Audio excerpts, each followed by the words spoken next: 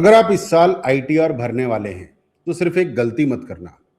पिछले साल की आईटीआर खोलकर उसी को कॉपी पेस्ट करके इस साल भी सबमिट मत कर देना, क्योंकि आईटीआर भरना और सही आईटीआर भरना दो अलग चीजें हैं।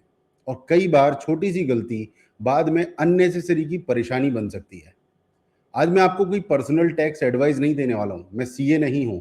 और आपके इंडिविजुअल केस में क्या करना है उसके लिए क्वालिफाइड टैक्स प्रोफेशनल से सलाह लेना सही रहेगा। लेकिन मैं आपको बहुत सिंपल भाषा में बताऊंगा कि आईटीआर फाइल करने से पहले कौन सी 7 चीजें जरूर चेक करनी चाहिए, ताकि आप अपनी तरफ से कोई बेसिक गलती ना करें। तो चलिए शुरू करते हैं। सबसे पहली चीज है एआईएस। एआईएस यानी एनुअल इंफॉर्मेशन स्टेटमेंट। अगर आप आईटीआर भर रहे हैं तो एआईएस को इग्नोर मत करिए। बहुत लोग क्या करते हैं, सीधे आईटीआर खोल लिया, जो याद आया वो भर दिया, सैलरी भर दी, बिजनेस इनकम भर दी, कुछ डिडक्शन डाल दिया और बोल दिया हो गया भाई। नहीं, पहले अपनी इंफॉर्मेशन चेक करिए। इनकम टैक्स डिपार्टमेंट के पोर्टल पर एआईएस अवेलेबल होता है। इसमें आपकी फाइनेंशियल एक्टिविटीज से जुड़ी कई तरह की रिपोर्टेड इंफॉर्मेशन दिखाई देती है, जैसे टीडीएस, इंटरेस्ट, डिविडेंड और दूसरी रिपोर्टेड इंफॉर्मेशन।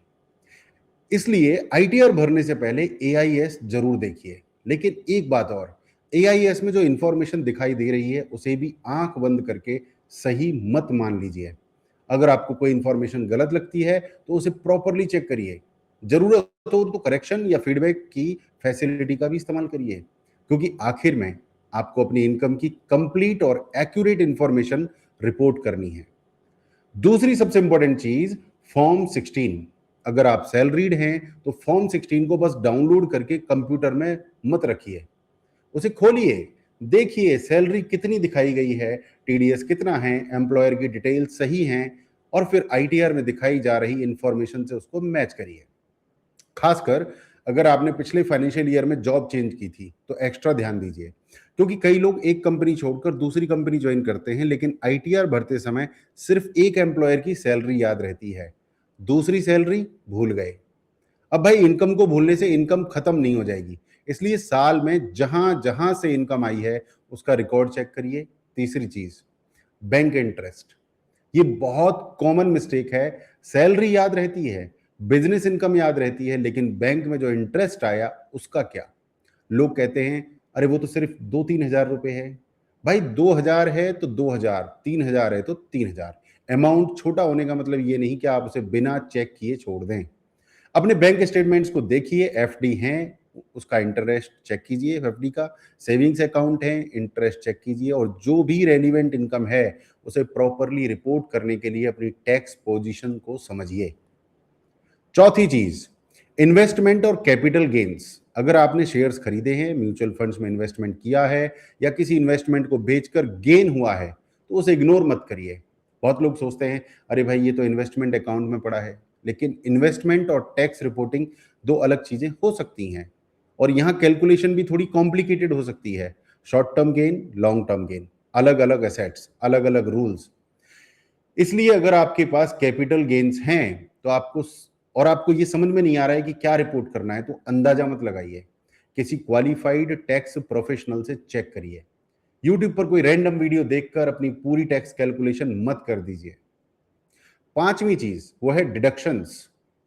अब यहां आते ही कई लोगों के अंदर टैक्स सेविंग एक्सपर्ट जाग जाता है, बोलते हैं ये भी डाल दो वो भी डाल दो, कुछ ना कुछ डिडक्शन मिल ही जाएगा। नहीं भाई, टैक्स बचाना अच्छी बात है, लेकिन गलत क्लेम करके टैक्स बचाने की कोशिश स्मार्टनेस नहीं है। आप जिस डिडक्शन के लिए जेन्युइनली एलिजिबल हैं उसका प्रॉपर रिकॉर्ड और सपोर्टिंग डॉक्यूमेंट्स रखिए, और बिना समझे सिर्फ टैक्स कम करने के लिए कोई डिडक्शन क्लेम मत करिए। रूल बड़ा सिंपल है, टैक्स प्लानिंग करो, टैक्स जुगाड़ मत करो। दोनों में बहुत फर्क है। और छठी चीज, बैंक अकाउंट और रिफंड डिटेल्स। अगर आपको रिफंड मिलने की उम्मीद है तो बैंक डिटेल्स जरूर चेक करिए। अकाउंट नंबर सही है, आईएफएससी सही है, सही बैंक अकाउंट सिलेक्टेड है, अकाउंट वैलिडेशन की स्थिति क्या है, इन चीजों को ध्यान से देखिए, क्योंकि लोग आईटीआर भर देते हैं और बाद में पूछते हैं रिफंड आया क्यों नहीं। भाई पहले बैंक डिटेल्स तो चेक कर लो। और यहाँ एक बहुत इंपॉर्टेंट बात है, आईटीआर सबमिट करने के बाद ई वेरीफाई करना मत भूलिए। ये बहुत जरूरी स्टेप है। अपने रिटर्न भर दिया, सबमिट कर दिया, लेकिन वेरिफिकेशन नहीं किया तो आपकी पूरी मेहनत अधूरी रह जाएगी। इसलिए फाइल करो, फिर वेरीफाई करो, इसको भूलना नहीं है। और अब सातवीं बात, और शायद सबसे सिंपल चीज, आईटीआर सबमिट करने से पहले 10 मिनट का फाइनल चेक। बस 10 मिनट, इतनी सी मेहनत कर लीजिए। सबसे पहले देखिए सही असेसमेंट ईयर है या नहीं, फिर देखिए आपने सही आईटीआर फॉर्म चुना है या नहीं, फिर सैलरी और फॉर्म 16 चेक करिए, फिर एआईएस और दूसरी अवेलेबल इंफॉर्मेशन चेक करिए, फिर बैंक इंटरेस्ट, डिविडेंड और दूसरी इनकम चेक करिए, फिर डिडक्शंस और एग्जेम्पशंस को चेक करिए, और आखिर में बैंक डिटेल्स और ई वेरिफिकेशन चेक करिए। बस ये छोटा सा चेकलिस्ट आपको बहुत सी बेसिक मिस्टेक से बचा सकता है। अब एक सवाल बहुत लोग पूछते हैं, क्या कोई छोटी सी गलती होते ही इनकम टैक्स नोटिस आ जाता है? नहीं, ऐसा नहीं है कि आपने एक छोटा सा नंबर गलत डाल दिया और अगले दिन इनकम टैक्स डिपार्टमेंट आपके दरवाजे पर पहुंच गया।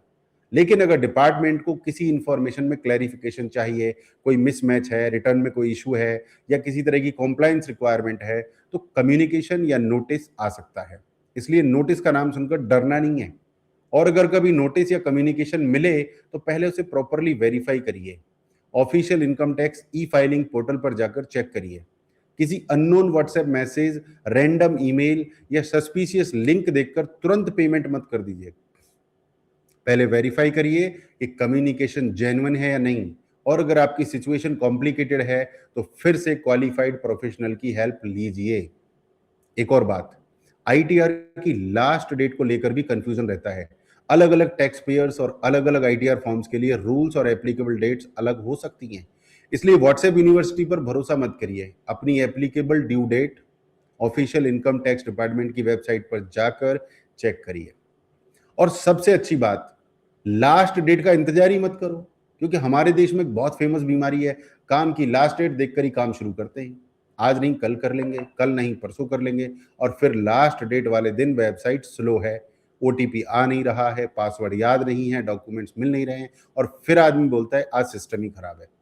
नहीं भाई, सिस्टम खराब हो या ना हो, आपका प्लानिंग सिस्टम जरूर खराब है। इसलिए तैयारी पहले से करो, डॉक्यूमेंट्स निकाल के रखो, इनकम चेक करके रखो, एआईएस चेक करो, फॉर्म 16 चेक करो, बैंक इंफॉर्मेशन चेक करो, फिर आईटीआर फाइल करो, और वेरीफाई जरूर करो। देखिए, इनकम टैक्स डिपार्टमेंट से डरने की जरूरत नहीं है, लेकिन उसे हल्के में लेने की जरूरत भी नहीं है। अगर आपकी इनकम जेन्युइन है, आप प्रॉपर रिकॉर्ड्स रखते हैं और अपनी इंफॉर्मेशन ईमानदारी से रिपोर्ट करते हैं, तो अननेसेसरी डरने की जरूरत ही नहीं है। लेकिन आईटीआर में चलता है वाला एटीट्यूड मत रखिए, क्योंकि बाहर दुकान पर 100 रुपए का हिसाब भूल गए तो शायद कुछ नहीं होगा, लेकिन टैक्स फाइलिंग में आपकी फाइनेंशियल इंफॉर्मेशन का प्रॉपर रिकॉर्ड और रिपोर्टिंग इंपॉर्टेंट है। इसलिए इस साल आईटीआर भरते समय एक बात याद रखिए, पहले चेक करो, फिर फाइल करो, और फाइल करने के बाद वेरीफाई जरूर करो।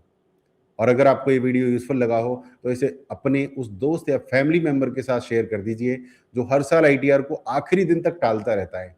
और कमेंट में बताइए, आपने इस साल आईटीआर फाइल कर दिया है या अभी भी कल करूंगा वाली स्थिति चल रही है। मैं हूं सुनील चौधरी, और ऐसे ही सिंपल लैंग्वेज में मनी, बिजनेस और डिजिटल वर्ल्ड से जुड़ी यूजफुल बातें आप तक पहुंचाता रहूंगा। ध्यान रखिए, टैक्स के मामले में अवेयरनेस जरूर रखिए, लेकिन अपने इंडिविजुअल केस के लिए qualified tax professional, official income tax department sources को प्रायोरिटी दीजिए। मिलते हैं अगले वीडियो में। नमस्कार, जय हिंद, जय भारत।